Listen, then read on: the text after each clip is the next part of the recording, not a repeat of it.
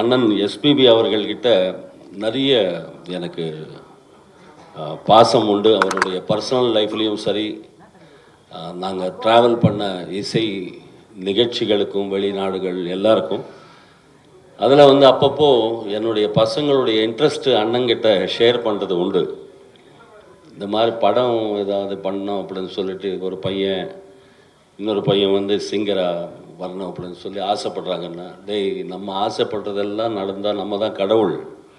நமக்கு எல்லாம் என்னென்ன கொடுத்துருக்காங்களோ அதை வச்சு நம்ம பிளான் பண்ணி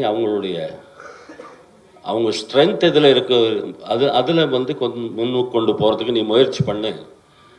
ஏன்னா வந்து அது எப்படி போகும்ன்றது ஒரு எடுத்துக்காட்டாக என்னை எடுத்துக்கோ அப்படின்னு ஒரு வார்த்தை சொன்னார் ஒரு வாட்டி.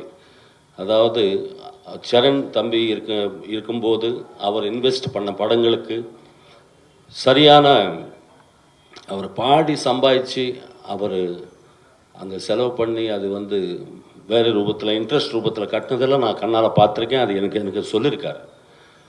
ஸோ அந்த மாதிரிலாம் நீ போயிடாதப்பா.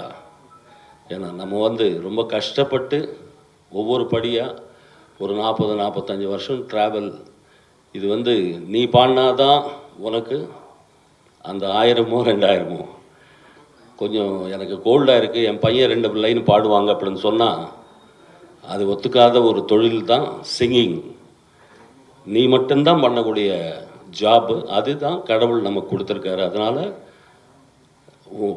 மிக வேல்யூபிள் காசு ஏதாவது இருந்தால் பாடகருடைய காசு ஞாபகம் வச்சுக்கோ அப்படின்னு சொல்லி அவர் சொன்ன வார்த்தை இங்கே சொல்லணும் அப்படின்னு சொல்லி தோணுச்சு.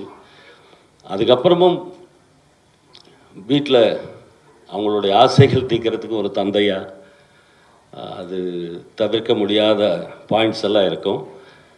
அதெல்லாம் நம்பி ஒரு நேரத்துக்காக பார்க்கும்போது இந்த மாதிரி அமைப்பு தம்பி பிதாக் அவர்களும் என் பையன் துருவன் அப்புறம் சுரேஷ் அவர்கள் எல்லோரும் சேர்ந்து இந்த ஒரு ப்ராஜெக்ட் ரெடி பண்ணிவிட்டு அதுக்கப்புறமா அவங்க ஷூட்டிங் போகும்போது நான் போய் வாழ்த்து சொல்லிட்டு வந்தேன்.